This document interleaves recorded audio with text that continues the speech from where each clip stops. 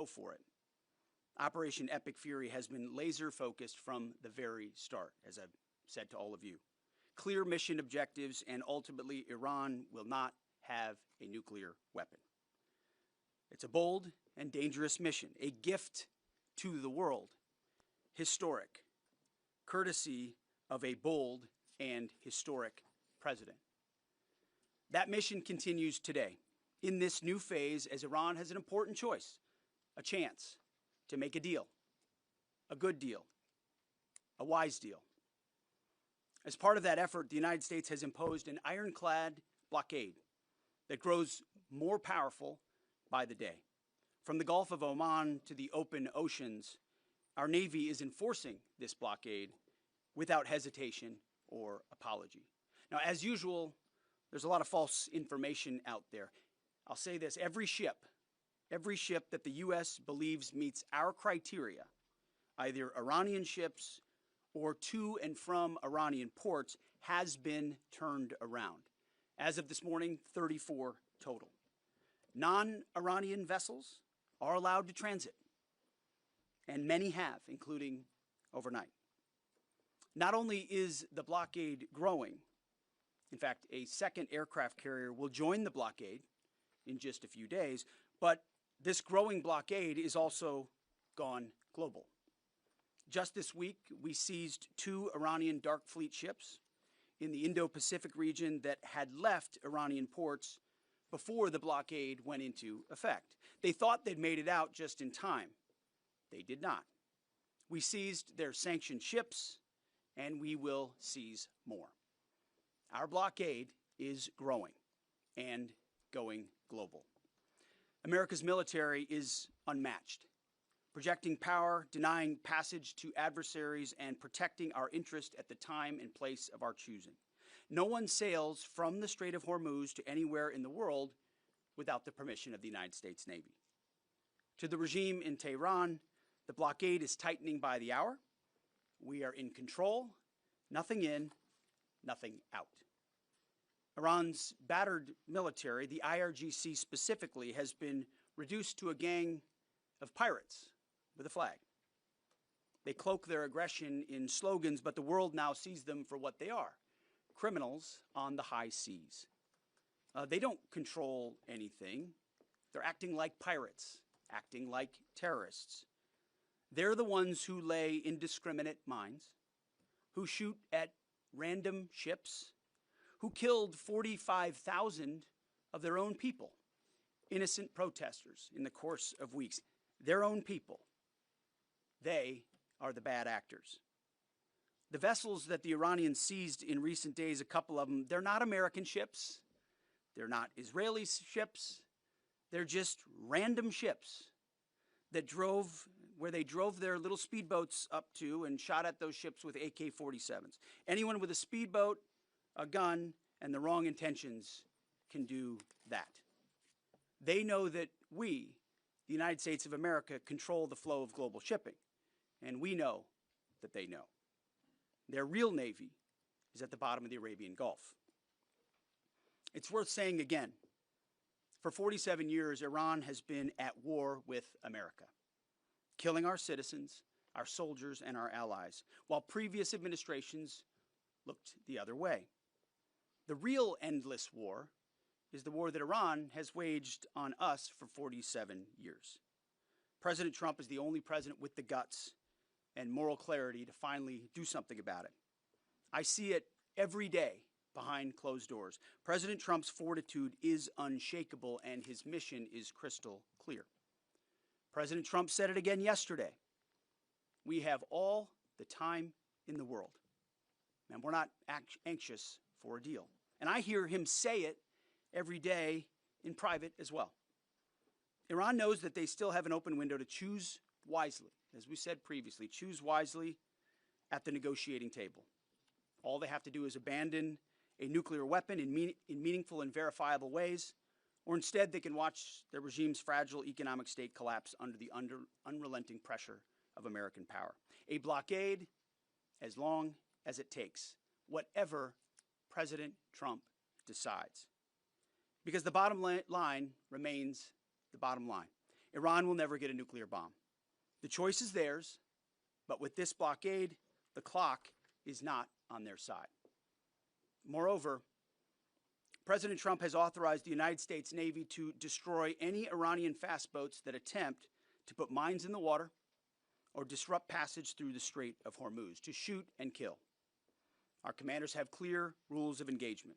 If Iran is putting mines in the water or otherwise threatening American commercial shipping or American forces, we will shoot to destroy.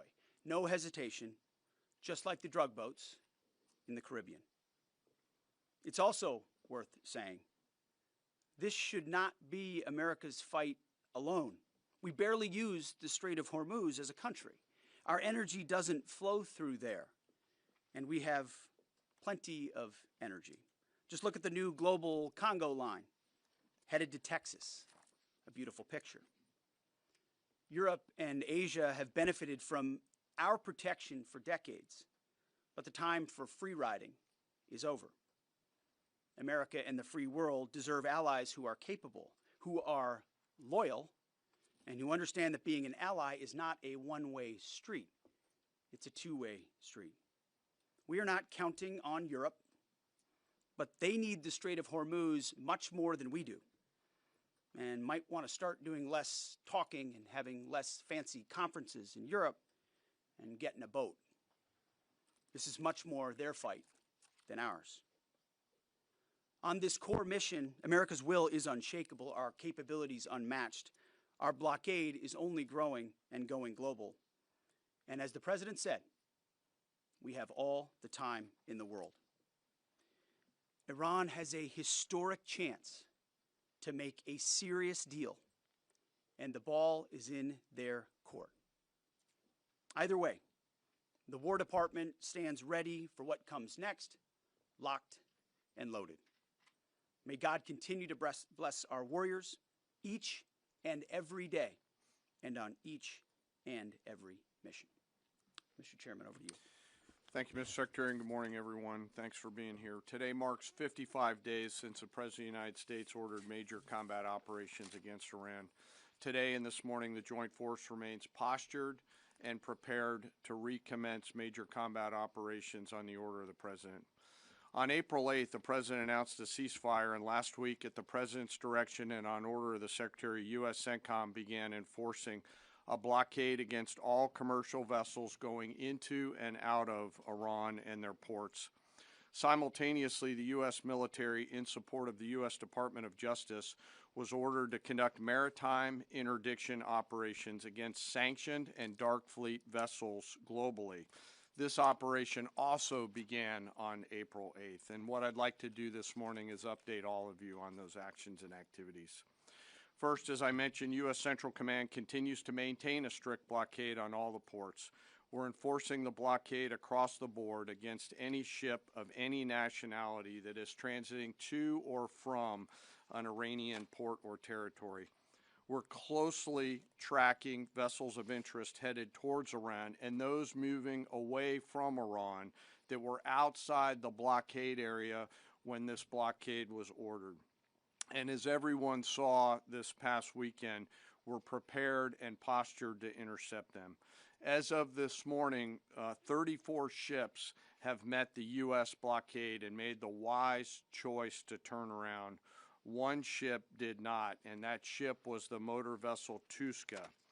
Over several hours this past Sunday, April 19th, the U.S. conducted maritime interdiction operations against the Tuska, whose crew attempted to breach the blockade line.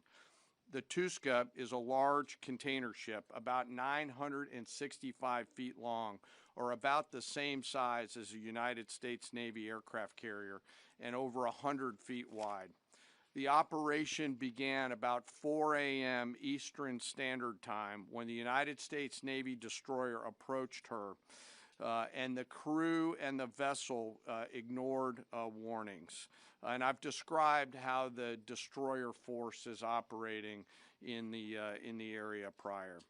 Upon intercept and coming within visual range, American forces began to issue several clear and unambiguous warnings and informed the vessel and their crew that they were in a violation of the U.S. blockade and directed the ship to turn around. Over a 6-hour period, the vessel and her crew repeatedly ignored U.S. warnings. And then the U.S. Navy destroyer executed a series of pre-planned, carefully calibrated escalation options, including firing 5 warning shots. The vessel and her crew continued to ignore warnings. And after exhausting all other measures, CENTCOM authorized disabling fire against the Tuska. U.S. sailors warned the crew of the Tuska to abandon the engine room, and at approximately 9 a.m. Eastern Time, the destroyer disabled the Tuska's engine by firing 9 inert rounds from the destroyer's Mark 45 5-inch guns precisely into the engine room and engine space on board the Tuska. Not surprisingly, the vessel then reported issues with their engine, went dead in the water, and began to comply with U.S. directions and orders. At 4 p.m. Eastern Standard Time, CENTCOM ordered United States Marines to seize the ship. Via helicopters, U.S. Marines maneuvered quickly to the disabled ship, boarded her from fast ropes via helicopter infiltration methods, and took custody of the ship. The ship and her crew remain safe in U.S. custody today. Let me now turn to global operations in the Pacific, and I want to highlight that this is a major interagency effort between the United States military, the White House, the Department of Homeland Security, and the Department of Justice. On Monday, April 20th, U.S. Indo-PACOM forces, in support of a Department of Justice request, interdicted the motor tanker Tiffany, which was transporting sanctioned Iranian oil. The Tiffany is a very large crude tanker, VLCC for short, and is also about the size of a U.S. aircraft carrier and capable of transporting approximately 2 million barrels of oil. At approximately 11:30 p.m. Eastern Time, U.S. military forces and law enforcement forces also went to the ship via rotary wing platforms, fast roped onto her deck, and secured her. After the ship was secured, a U.S. Navy control team embarked aboard the Tiffany, and assumed control of the ship at 4 a.m. Eastern Time on April 21st. A Navy control team is comprised of sailors led by a boarding officer that assumes control of a seized ship in order to secure the crew, the cargo, and the vessel, and disposition of that first vessel is still pending. The next interdiction occurred on Wednesday, this past Wednesday, 22 April, when Indo-PACOM conducted yet another interdiction, again at the request of the U.S. Department of Justice. This time, the stateless motor tanker Majestic X, also known as the Ponix, also in the Indian Ocean. This is again a VLCC, or very large crude tanker. At approximately 11 p.m. Eastern Standard Time, U.S. forces began the interdiction, again using rotary wing assets to get to the ship, got on board, and secured the bridge. Both ships, the Tiffany, the Majestic X, and their crews remain in U.S. custody. And we will continue to conduct similar maritime interdiction actions and activities in the Pacific and Indian Oceans against Iranian ships and vessels of the Dark Fleet. The actions by our service members and our law enforcement partners demonstrate the incredible discipline and dedication and professionalism of our joint force and highlight the global reach of American combat power. The joint force remains on ensuring the Iranian regime cannot harm our interests or those of our allies and partners. And I'll highlight that Iran has repeatedly sought to offensively and proactively expand the conflict by aggression against its neighbors and its attacks on global shipping through the Strait. To date, Iran has attacked 5 merchant vessels, seized 2 of them that were attempting to transit the Strait, and these include ships that Iran itself had cleared to proceed. Now, as I always do, I want to honor members of the Joint Force. Today, I want to highlight and proudly describe the essential role of our intelligence enterprise and the role that they play in conducting our military operations. The totality of their work is the culmination of days, months, and in many cases, years of work by our uniformed and civilian intelligence professionals. We have been able to do the work that we are ordered to do because America's intelligence force, including our core collectors and analysts, have spent decades searching for every loose thread. From the determination of a particular intelligence requirement to that piece of intelligence being collected in the field by a military or interagency case officer, to the rigorous analysis that goes into reporting on that finding, those team members spend their careers answering the incredibly important questions that we must attempt to answer before, during, and after operations. They live in the enemy's mind.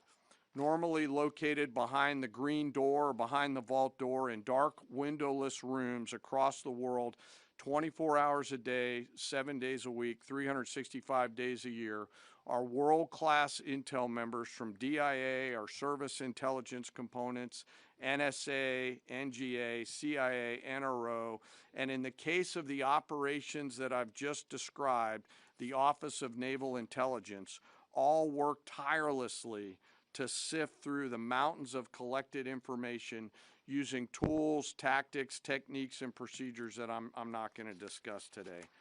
The sun never sets on these world-class professionals, and their goal is every minute of every day to be on the account. And they know the enemy. They know their combat capability, their weapons, their industrial and economic systems, and they know their leaders' pattern of life, where they go, what they think, and what they do. Thanks to their work, we know Iran, and it is an incredible work that they do. Again, none of our operations that we've conducted during my time in this job could have been done without the service of these intelligence professionals. And the distance from those core collectors and those analysts to those Patriot crews who are defending U.S. forces forward or the fighter pilots is incredibly small.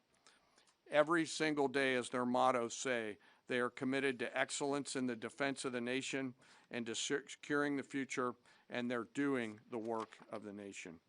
Before I close, as I do every time, I want to highlight and remember our fallen. Today, I want to highlight the 63 victims of the terrorist bombing of the U.S. Embassy in Beirut, which occurred 43 years ago, just a few days ago, on April 18th, 1983. At that time, this was the deadliest attack on a U.S. diplomatic mission, and this was the first attack conducted by Iranian-backed forces on Americans. The suicide bomber detonated a vehicle-borne improvised explosive device out in front of the embassy, killing 63 innocent people, including 32 Lebanese, 14 visitors, and 17 Americans. And among those lost, members of the Joint Force to include 3 Army soldiers and 1 United States Marine. We remember their names: Sergeant First Class Richard Twine, Staff Sergeant Ben Maxwell, Staff Sergeant Mark Salazar, and United States Marine Corporal Vincent McMaw. Today we remember them. We carry on their memory and the memory of all our fallen, and remain grateful for their sacrifice and that of their families, who continue to show us what courage looks like. As we continue to press forward and maintain these operations, the Secretary, the Joint Chiefs of Staff, and I are deeply humbled by the spirit, tenacity, and commitment and grit of the 2.8 million members of our Joint Force. The Secretary and I thank every member of the Joint Force engaged in this operation, every warrior who remains deployed or who is supporting from here at home. Thank you to, and thank you to your families. Sir, I'll turn it back over to you. Thank you, Mr. Chairman. We'll take a few questions. Thank you. In your estimation, have there been increased or decreased instances of Iranian vessels either approaching or trying to breach the blockade the longer it is in effect? And another question about the mine threat. Has the mine threat been neutralized enough to facilitate freer flow in the straits? Well, to the second question, first of all, we are seeing vessels transiting. There are paths that are open. And part of what the president is threatening is ensuring if there's attempts to recklessly and irresponsibly lay more mines, we're going to deal with that. It's a violation of the ceasefire. So transit is occurring, much more limited than anybody would like to see, and with more risk than people would like to see. But that's because Iran is doing irresponsible things with small fast boats, crafts, like I said, with weapons on them. These are commercial ships, in some cases cruise ships that came through being threatened by these. So as far as breaching the blockade, it's been a pretty consistent. There were a number of ships at the beginning. Then you had the interdiction that the chairman described, where we took out the engine room and disabled that ship. I think that sent a very clear sign that this is not a fake blockade. This is a real, full blockade. We'll use up to and including lethal force if necessary. And that stopped, and other ships have taken note of that. So any ships that have attempted, there's been levels of escalation, but none that far, and they've turned around. Absolutely. Yes. Good morning, Mr. Secretary, Mr. Chairman. David Zier, Real America's Voice. To follow up on Alexandra's question, how big are these mine-laying boats? Can they be achieved from fast boats? And I wanted to follow up my last week question about as jet fuel stocks in Europe reportedly are only about 6 weeks left. They get most of their jet fuel from the Gulf. Have any European countries reached out to assist in cordoning off the strait and participating in escorts? I know there's a lot of talks. You saw I would call it a silly conference in Europe last week where they got together and talking about maybe doing something eventually when things are done. Those are not serious efforts yet. We would welcome that. We would welcome a serious European effort to do something about this strait and this passage, considering it's their energy capabilities that are most at stake. I think it's a wake-up call. It's a wake-up call for countries around the world. Either you have capabilities or you don't. Otherwise, you're at the behest of a country like Iran, and the only country that can do something about it is the United States military. You want to talk about the mines and the small crafts? They have a variety of smaller Boston whaler-sized boats. We have forces up there deterring and preventing them from continuing to do that, and we'll continue to do so pursuant to the orders of the Secretary and the President. But reckless mining like that is a violation of the ceasefire. Unwise to do that. And very unwise to do. Absolutely. Jerry. Thank you. Pope Leo has made some strident comments about the war in Iran, and the U.S. Conference of Catholic Bishops recently put out a statement suggesting that the war does not fit the requirements of just war theory. And I wondered if the Pentagon had thought about this war against the terrorist regime in Iran in terms of the framework of a just war, and if either one of you could talk about that. And then just my second question would be, the Pentagon recently, this week, gave well-deserved award upgrades to the members of Gulf Company 2-1 Marines who served at HKI and Abbey Gate during the withdrawal and evacuation. I wonder if you Mr. Secretary, could speak a little bit about that and maybe give us a little bit more in terms of what to expect from this Afghanistan review in terms of further proper recognition and proper accountability. On the first question, Pope's going to do his thing. That's fine. We know what our mission is. We know what authority we have. We're very clear about that. We follow that. The orders of the president. We've got lawyers all over the place looking at what we're doing and why we're doing it and giving us every authority necessary under the Constitution and under our laws to execute it. So we feel very confident across the spectrum about what we're doing and why we're doing and the legal justification that we're following in order to do it. You mentioned the Marines at Abbey Gate. And what we've undertaken at this department is a historic Afghanistan review. So we have, over the course of months, reviewed what happened leading up to and including the events at Abbey Gate and the disastrous withdrawal in Afghanistan. There's never actually been a full accounting in this department of the decisions that were made. There's been sort of papered over congressional attempts, but never a real deep dive where we brought everybody in to talk about what happened and why it happened. That has happened. That review will come later this summer, and I think you'll find it to be probably the most comprehensive review this department has ever done about a single series of events. And it's because the cascading effect of what Joe Biden did in abandoning that mission the way that he did and that disastrous withdrawal had ripple effects for our military, for our country, and for the world. That's why reestablishing deterrence is one of the core pillars of what we've been doing at the War Department, because the world looked at that disaster and made choices. Vladimir Putin made choices. Hamas made choices and saw that America wouldn't do anything about it. Houthis shot at ships. They made choices because Joe Biden and his administration were seen as feckless and weak. And that withdrawal was a part of what the world saw, people hanging to planes as we fled. That deserves a full accounting, which is exactly what we're doing. Sean Parnell, our chief spokesman, one of my senior advisors, has been leading that effort, getting to the bottom of it. And one of the revelations was that those Marines at Abbey Gate who showed courage, who were out there exposed, knew there was a threat, nebulous mission, the only gate that's open, did not receive the kind of proper recognition they should have for their heroism. So one of the early results of this Afghan review is to ensure they get the due recognition and award they deserve for the heroism and courage they showed at that gate. Despite the bad decisions of this building and that administration, those Marines acted heroically, and we're going to recognize them for that. Jerry, thank you. Yeah, right here. Thank you. Michael Casey with O'Keefe Media Group. Earlier this week, James O'Keefe published a story on Department of Army Nuclear Chief Andrew Hugg, who revealed top-secret national security information to a stranger he met on a dating app. Will you defer Mr. Hugg for termination and prosecution? Yeah, he won't work here anymore. And given the revelations, It's an easy one. will any changes be made to the current anti-espionage training for all Department of War employees now, given this? Well, we're always on the lookout for CI threats, any internal threats, anyone talking out of school about things they should not. We take leaking very seriously here.